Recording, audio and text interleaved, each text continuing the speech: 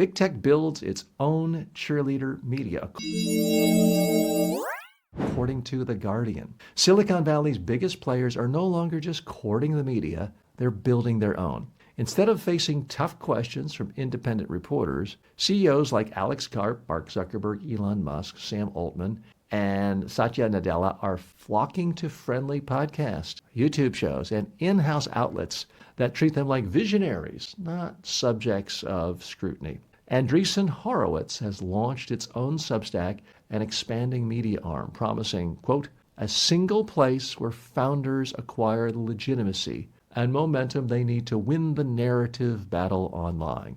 Palantir created a journal, The Republic, whose editors are senior company executives, and which declares far too many people who should not have a platform do. Meanwhile, critics get shut out. Links to skeptical coverage get throttled. And AI tools look like Musk's Grok and Grokopedia spit out flattering alternative realities. The message is simple. If you don't like a free press, build a friendlier one. Okay, what's the real message here? The most powerful people in the world who already have less accountability than ever, our tech billionaire overlords, have decided they don't want to ask or answer questions from real reporters anymore. They've started their own bubbles of media, their own podcasts, their own blogs, their own shows, where everything is friendly and no one ever calls them to account for anything. They just get praise. And that's a problem. Let's dig a little deeper here.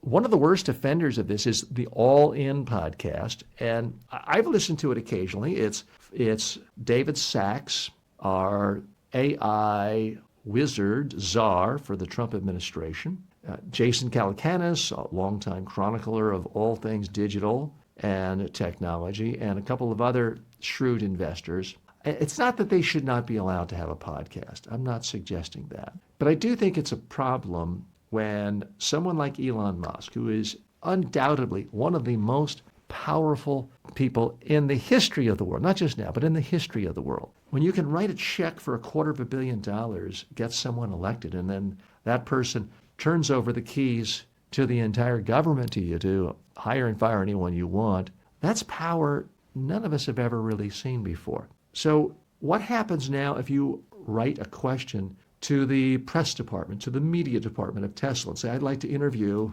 Elon Musk about your predictions on autonomous vehicles because you have been predicting for a decade that you were going to have thousands of them out there and none of the predictions have come through. If you write that inquiry to the press department, to the communications department of Tesla, you get back poop emoji. There's no call, there's no follow-up, you don't get to schedule an interview. You're basically told to drop dead. Folks, that's new. It's different. That's not what the Ford Motor Company did. That's not what AT&T got away with. That's not what Bill Gates got away with. In a free market system, in a democracy, there has to be free flow of information and ideas so that people know who to vote for, what regulation to support. It can't really happen if the most powerful people in the world can't be subjected to real questions, by tough questions, by real journalists. There's never been a time when every journalist was great and honest and ethical and straightforward and by the facts. I'm not suggesting that. This country was founded with partisan press. We've always had some in the media who would ask real questions, who looked at things from the perspective of, what does the average citizen really need to know? How does this affect the average citizen? And when you have Elon Musk going from an interview with Andreessen Horowitz, one of his big buddies and somebody he invests with all the time, to an interview on All In, which are four of his buddies, where they've all done business together and they all share investments together, you get to be in a bubble where everybody thinks everybody else is great all the time. Everybody else thinks everyone else is wonderful and is perfect. And anybody who questions somebody on the inside is a dangerous radical extremist who can be discounted instantly. That's not how the free market system is supposed to work. It's not how democracy is supposed to work. Let's look at some more of the statistics here. So big tech is bankrolling its own media bubble. They have the right to. Hey, I'm bankrolling my own show when I started this. Anybody can start their own media company. And I'm not opposed to people going on a friendly podcast or going on Joe Rogan. but it should be a part of your media diet if you are a successful CEO, not something you do exclusively where you avoid tough questions from others. Sorcery is an episode with Palantir's Carp, and he asks 0 ice questions. I mean, here's a guy, and full disclosure, my portfolio with index funds I have has tons of Palantir, but I'm not talking up my book. I mean, here's a guy who is providing the IT backdrop for a lot of what ICE is doing, and he can simply avoid any media outlet where they ask him tough questions. The Andreessen Horowitz podcast has nearly 250,000 YouTube subscribers.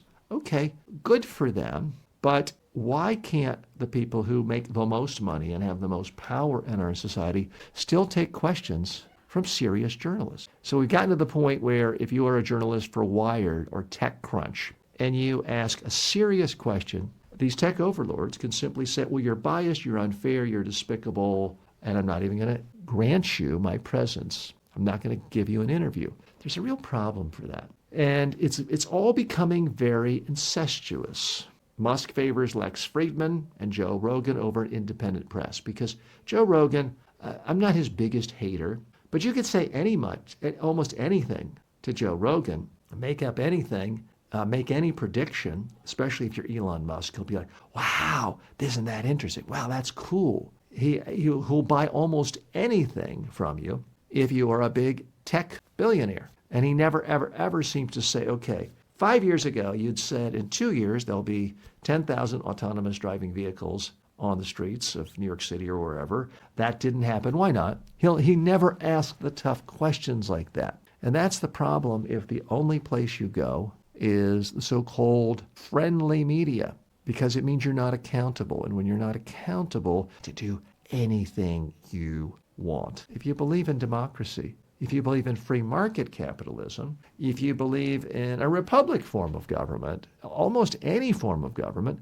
this is not good. Again, I want to be clear. I'm not suggesting that Andreessen Horowitz isn't full of smart, articulate investors and they can't put on a good podcast. And hey, they've got more subscribers than I do, so good for them. But I think especially when you're ahead of a publicly traded, you owe it to your investors. You owe it to your stakeholders to subject yourself to tough questions. And a part of the rot affecting our society today is emanating from Washington, D.C. And we're seeing these tech guys follow the lead of the great orange one, who has adopted this platform of, if you ask me any question that doesn't make me look good, I'm automatically going to find it is unfair, unbiased. It means you're stupid, and it means you're biased, and therefore I don't have to answer your question. I can attack you and try to ruin you. That's what we've been hearing from Washington, D.C., from one person in a high position of power, now for about 10 years, and it's permeated throughout the big tech world. And I'm telling you, it's a problem. Look, do I think Elon Musk is a smart guy? Yes. Do I like a lot of his inventions? Do I appreciate the fact that he took electric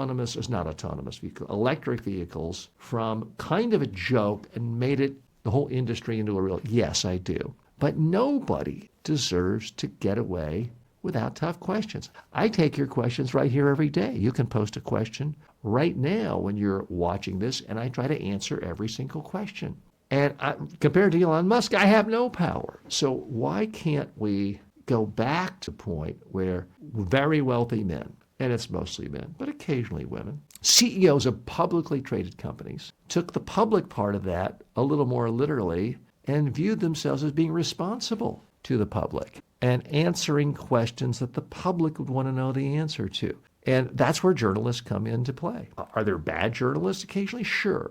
Do journalists occasionally ask stupid questions? Yeah. How much trouble happens from someone asking a stupid question? Nothing. How much trouble happens when someone gains more and more power and more wealth and they're never questioned? Well, you can see examples of excesses from that in various former democracies around the world. Now, I'm not one of those who says there should be no billionaires in the world. I'm not in that camp. But I do take very seriously the concerns of our founders who did believe that power should be diffuse. in America. That if you have a king who has all the wealth in a country, it gives too much power, it leads to corruption, and you want some diffusion of power and diffusion of wealth. And when you have some billionaires who have so much wealth that they can buy any media outlet and just put them out of business, as the venture capitalist billionaire Peter Thiel has done on occasion, as he's done with Gawker because he didn't like their questions, you start to tear away at the very foundations of democracy,